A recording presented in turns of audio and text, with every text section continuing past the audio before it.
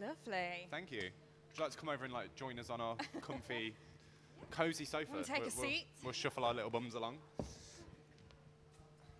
There you go. Ooh. How was that? Tiring. No, it's fun. Fun, good. It's good, yeah. There's like, it's kind of, I've never done a gig where there's like a wall of Macs. It's the weirdest thing, isn't it? Just cameras and Macs everywhere. Cameras and Macs. So you found, like, how did you find that? Was that That's good? great, yeah, Good. it's cool. Do you enjoy performing like that? Yeah, I love performing. Good. How you found? Oh, Sorry, carry on. how have all the sessions been? How's your tour been? Yeah, they've been great. Each one's been really different. Each venue's so different that it really depends on what the space is like. So they're kind of more, and you really kind of vibe off that environment, if you know what I mean. So when it's really kind of intimate and cozy, then you get to be really kind of up close and personal and really get to know the audience. Or when it's a really big space, then it tends to be more kind of just like getting the masses involved. So. What do you prefer? Do you prefer small and intimate, or?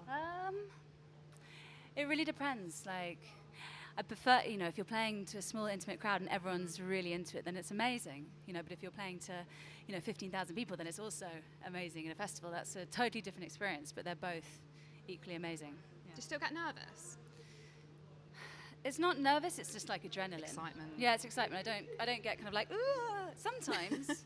Does it get worse like the bigger the crowd you perform to? Does it just kind of feel all the same? Like?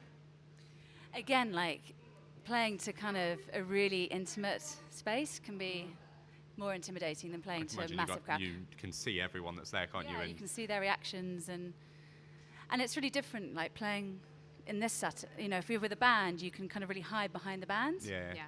You're quite exposed. It's here, just aren't you? it's just like yeah. I love your use of the loop pedal, by the way. Like, how do they work? So basically, it's kind of split into, you've got 3 sections, so I can build up 3 different layers, and I can move between the layers. Yeah. It was great. Basically. Do you prefer kind of working on your own as opposed to having like a band? Have you always wanted to be more up on your own than? Well, so for the first 2 albums I did. These, by the way, are nicely amazing. linked, by the way. Like these that we've just got here. So Exhibit A, this is my first album. It's called Libellus. And this is my second album, and it's called Alive. And all of my albums are released as books, and then there's CDs are inside, and then there's a piece of artwork for each of the songs on the record, and the story behind the album and the lyrics. And for the first 2 records I did, I played with my band, and I've been with the same band for like 6 years, and they were very much a live kind of record. Whereas with the new one, we need like a kind of little munchkin assistant. So this is The Banshee in the Moon, which is the album I just released, and so show and tell. I like this. Show and tell, yeah. It's like when the teacher used to read a story in school and they used to turn it around. This is what we're talking about. So for this album, I waffled on a little bit all about crowdfunding. So all 3 of my albums have been crowdfunded. So people have bought albums in advance, or they've commissioned me to write songs, and all the money has gone into producing the albums, basically. But for this album, I moved out to Berlin, and I had my bass and my guitar and my piano, and I basically wrote all the songs for it. So I always wrote. I wrote all the parts for all the songs, and so it's a really, really personal record for me. So for this one, there is only me on it, except for John, who plays some drums on it. But otherwise, So is this like how people can buy them? Yeah, you can download them on iTunes, and you can listen to them on Spotify and things. But I kind of decided when I first started making music that I wanted my albums to be as close to vinyl as they could be. Speaking of, oh my god, I should do this professionally. Linking to my vinyl. There you go. The prop just is stay here there again. and just Okay, hold. this is my job. Yeah. I haven't seen this. This is yet. the Banshee and her Mooney. You can't see that, but you're basically flashing my arse. Do you think about the more visual side of it when you're actually writing and recording? Because obviously it's very important to you. Yeah, I do. But yes. When I first started doing this album, it was really clear in my mind that I wanted to have a black and white picture for each of the songs on the album, and I wanted it to be very atmospheric and very simple, I guess, very clear, because with the second album, I basically collaborated with 30 different artists, so I gave each person a song, and then they created whatever they wanted to create in response to the song. So for Blind Like a Fool, for example, My God, this is seamless. I know. Shit. Wow. This is like. Surely that's a risky move, getting people to, It can to be. hand Yeah. it back. Did they hand anything back and you just gone, no? That's not what I was after. That's a yes right there. That's a yes. To be fair though, I suppose if you want it to be the perfect album, you've got to be critical of You've what gotta other be people have done as well, ruthless. haven't you? But the whole ethos behind this album was I wanted the person just to create whatever they wanted to create. So I wasn't going to say, that shit, I don't like it. Yeah. It was like, that's what Is you it kind of feel. what they and take from the song? totally, Yeah. totally. And it's, and, you know, no, anyway. So Blind Like a Fool. Eek, shit. Oh my God. There we go. Okay. Should have had an easel, really. You need an easel. There you go. This is Blind Like a Fool, which is the song that I just sung, and it's these amazing animators who did these incredible. They built an entire world for that song. They basically created a guitar, and then they created all these little animation people, and I mean, it's extraordinary. It's like a bit like the Belleville Sisters. I don't know. There's like an animation film. Yeah. Anyway, so yeah, it's really cool. Are you much of an artist yourself, or are you kind of more grabbing Yeah. people into... I'm a painter. Oh, I okay. like making mess, so I did art. I did an art A level, but yeah, I'm a little bit chaotic, I think.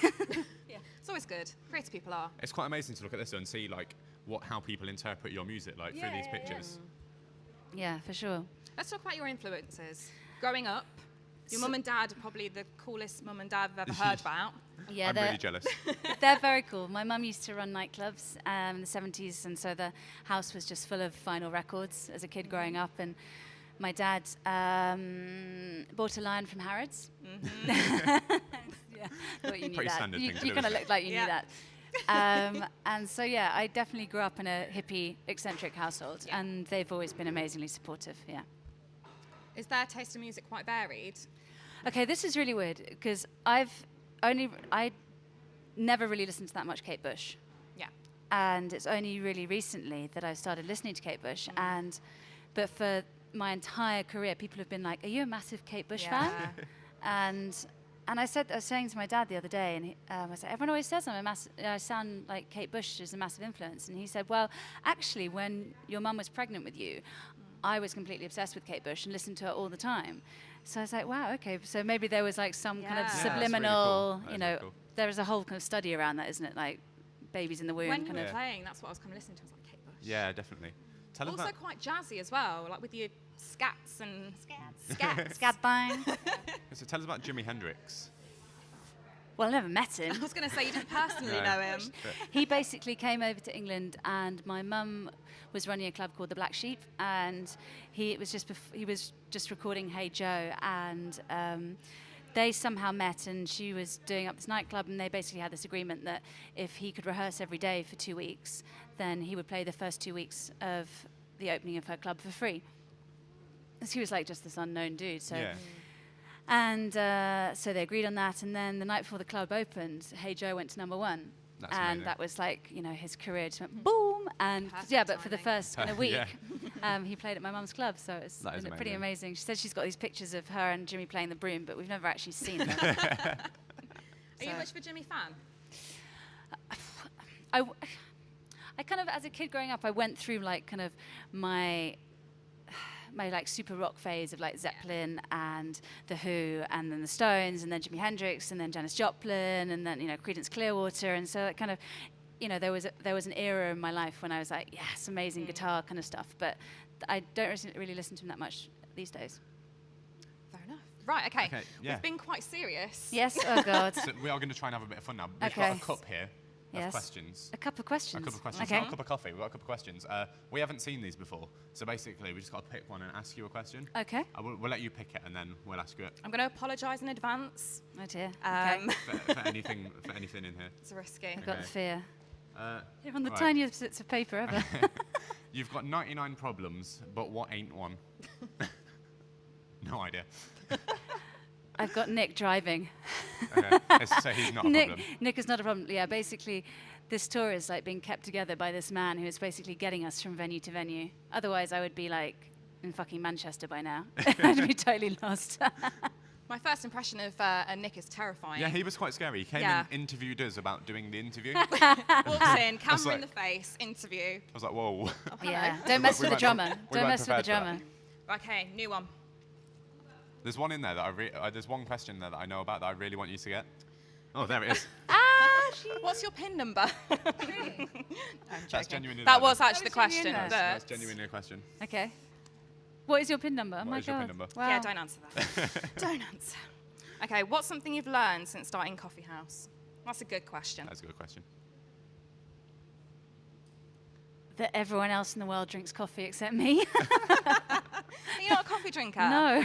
Oh, I wasn't what? until yesterday. I discovered the toffee latte at McDonald's, and now I'm all over In it. Oh my God, McDonald's? a Yeah. toffee latte McDonald's. in McDonald's. Are the That just fast sounds foods like, available? what goodness is in that? Like, what shred of goodness can you find in that? It's like Tastes health, delicious. health and a drink. The red snowman cup that it's in. That's where it's Wow. at. Are you more of a Okay. tea drinker? Yes. Good old breakfast or No, I'm peppermint? a bit of a poncy kind of herbal tea girl. Very Yeah. good. I Well don't get done, the well different done. types of tea. I don't get it. Do we want to talk Different about tea, teas now? different moods. This is what we're going to talk about, tea. Okay. Come on, last one. Okay, Rock and we'll go roll. for one more. I love the fact you got a Rubik's Cube. What's that all about? Just to That's laying a down good the question. challenge. You know what? We're I've still never waiting for asked. someone to be able to pick Okay. it up and do it. Okay, right. God, this is tiny. What has someone said to you that has forevs changed your way of thinking? Wow. Forevs. The fact that forevs is actually a word that you just like, oh my God.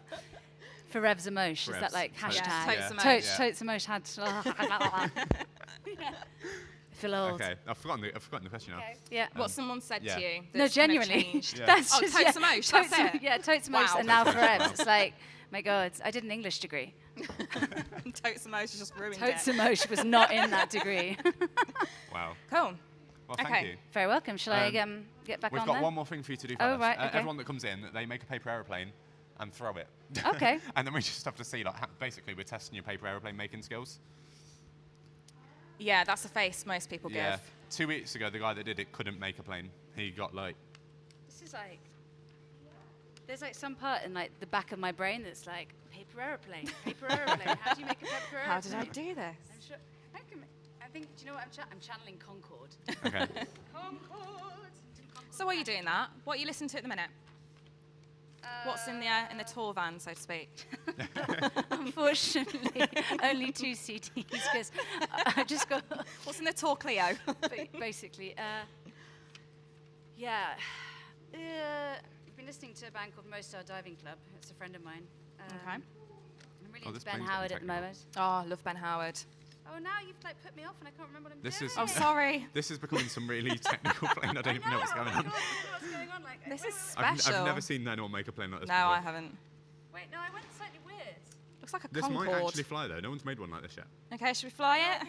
think I fucked it up. I'm getting really competitive. Needs to be aerodynamic. Okay. Oh. Yeah. Okay. Do you want me to go and count? Should I go and count how many steps away that was? Okay. I've got to follow the path they Right. took and everything. Yeah, this is a competition. Is it? We don't just do this for fun. What do I win? Where did we start? What do The I win? Rubik's Cube. The Rubik's Cube. Way. Kind of go around this way. You can take whatever route you want to take. It's probably worked in your favour. Whilst he's doing that, I'm going to go set up over here. Okay, so this is really good though, because I think the best was 6, 13. 13 feet you threw that? Yes. I think you've technically won so far. Second place. We have got more to come.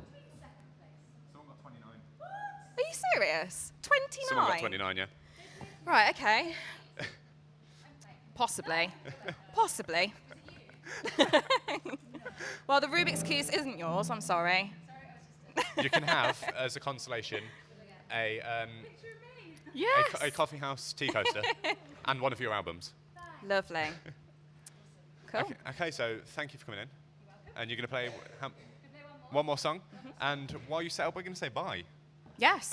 Thank you. Thank you for watching. You can watch all of this again on the Demon TV YouTube channel and Catalyst, the Demon FM show, Tuesdays and Thursdays, 6 to 8 p.m. Now we're going to hand you back to Tallulah Rendall. Tallulah Rendall. Thank you.